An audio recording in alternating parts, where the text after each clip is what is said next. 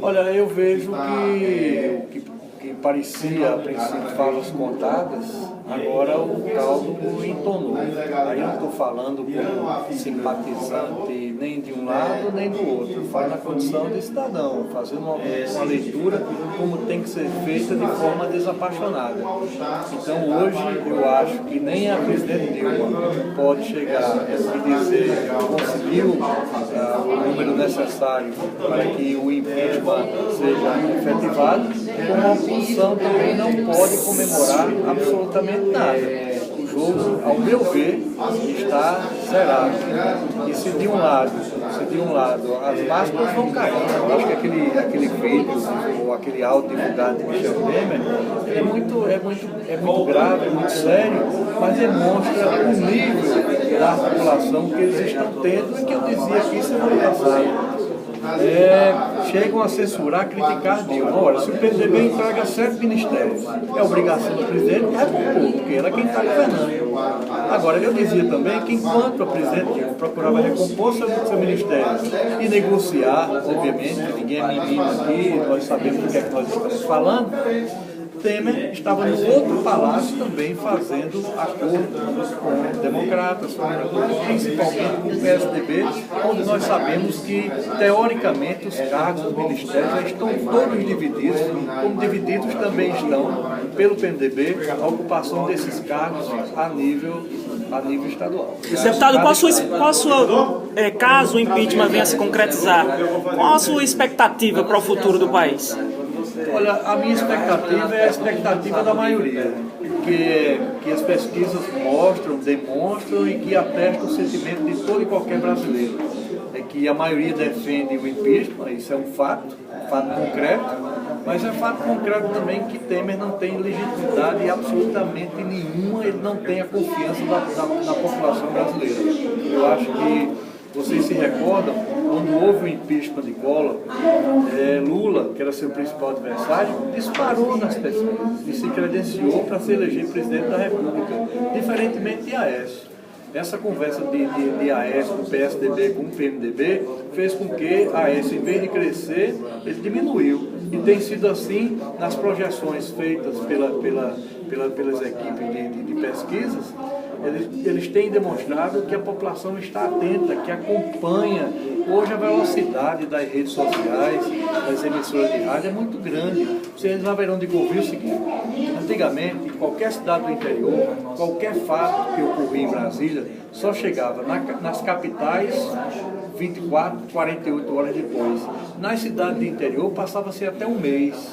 Hoje a população, o homem do campo, acompanha em tempo real através das parabólicas. Hoje tem a internet, tem uma velocidade incrível. Então a coisa mudou, ninguém vai esconder absolutamente nada. Em síntese, qual a minha avaliação?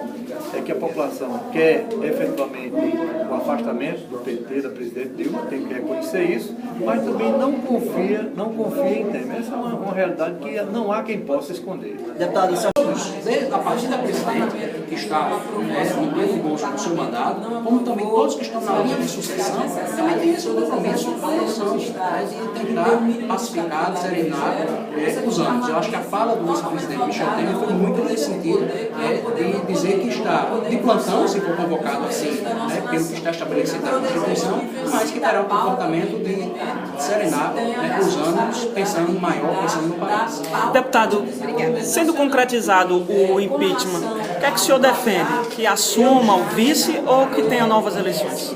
Olha, o que está na Constituição hoje, se houver novas eleições, tem que ter uma PEC antes. Hoje, a Constituição não prevê novas eleições nesse instante. Seria mantendo a linha de sucessão. Naturalmente, uma vez ocorrendo o impeachment. Não é que eu esteja torcendo pelo impeachment, não. Eu acho que no momento, de fato, é de buscar serenar os ânimos. Mas qual seria, então, nesse caso, seria assumir o vice? A ordem é essa, a ordem de sucessão. Se porventura tivesse o impedimento do vice, ele seria presidente da Câmara, presidente do Senado, mas naturalmente é isso. O presidente Michel Temer tem, pelo menos em torno dele, muita credibilidade pelo intelectual que é, pelo professor de direito constitucional que é, pelo presidente da Câmara dos Deputados que foi como presidente, foi inclusive escolhido para ser o vice nessa chapa, então foi escolhido porque tem todas a habilidades, né, para conduzir o país, sem dúvida alguma. Não que eu esteja falando isso, contando com isso. Né? É importante que tenhamos pessoas que tenham condições, né, de assumir, no caso, necessidade. Caso o impeachment da presidente venha a se concretizar no plenário da Câmara, qual a sua expectativa para o futuro do país? O país precisa se reunir na forma de reunificar. O país, aquele muro simbólico instalado em Brasília no eixo monumental, simboliza o que o país está vivendo hoje.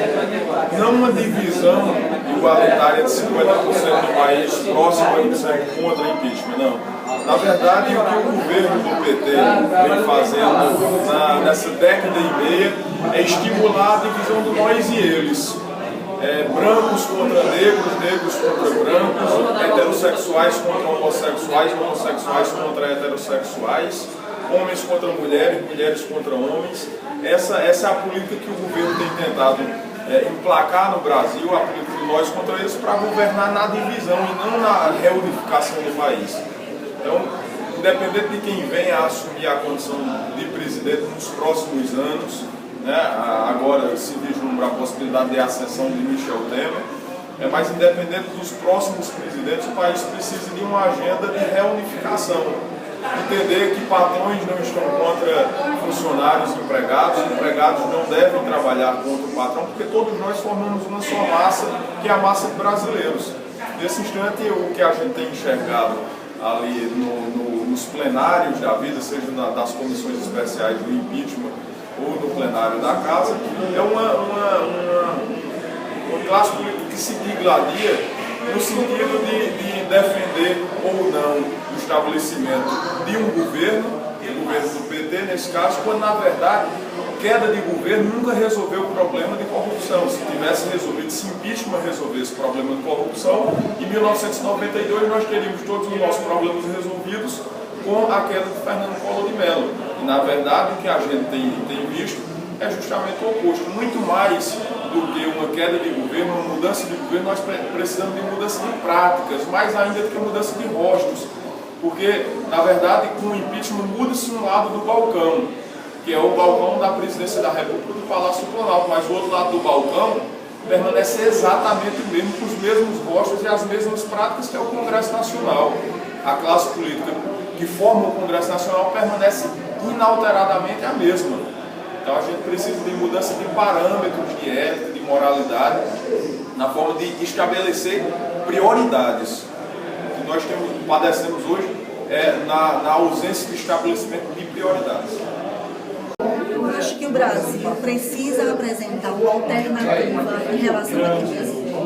O fato é que o atual governo acabou pela falta de credibilidade diante de todos os fatos que são de conhecimento público, de toda essa situação de quebradeira que vive no país. Eu acho que todas as expectativas do cidadão brasileiro em relação a se apontar um caminho de solução a essa crise. Pois quando o governo já não conta mais com índices de popularidade e de credibilidade perante a opinião pública, então tudo fica muito mais difícil. Acho que apresentar um caminho que seja um impedimento, que o próximo governo veja com olhares de, acima de tudo, fazer um grande pacto com o povo brasileiro, aproximando posições, apresentando caminhos. Eu acho que esse país é muito grande para se ficar numa situação de inércia que vem sendo submetido por um governo que não admite que seu governo já acabou.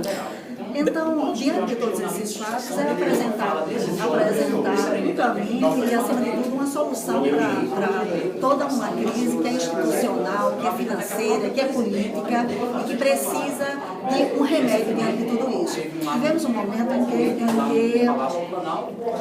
existe um clamor por uma atitude política capaz de imprimir um caminho de mudança, porque no momento em que até a economia tem sua sensibilidade e é muito grande. Eu acho que o país, o Brasil é um país muito grande, que tem uma capacidade de resiliência, de se recuperar muito efetiva e que o próximo governo fazendo um trabalho que, acima de tudo, se estabeleça um equilíbrio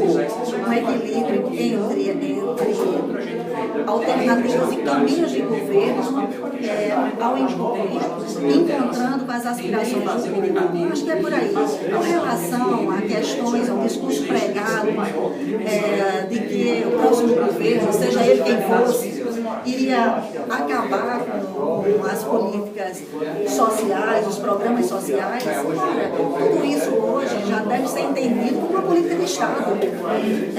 Somos brasileiros, temos uma população com alto número, um contingente muito grande de famílias carentes e que não podem, de maneira nenhuma, pagar a conta de maneira nenhuma. Deputada, isso aí é uma política de Estado já. Deputada, e nesse novo governo, caso o impeachment da presidente venha a ser concretizado, o que é que a senhora defende